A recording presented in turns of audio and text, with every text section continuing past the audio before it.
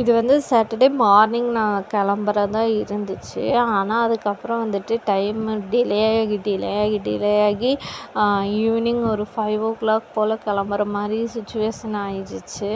அதுக்கப்புறம் சரின்னு சொல்லிட்டு டைம் ஆனாலும் பரவாயில்ல கிளம்பிடலாம். ஏன்னா வந்து தம்பி ரொம்ப அப்பாவுக்காக ஏங்குறான். அவனை அப்படி விடுறதுக்கு எனக்கு மனசு இல்லை. எதுவும் சாப்பிட மாட்டேங்கிறான். அப்படியே சாப்பிட்டாலும் ஃபுல்லாக வாமிட் எடுத்துறான். நான் சுத்தமாக முடியல அவனை பார்க்குறதுக்கு.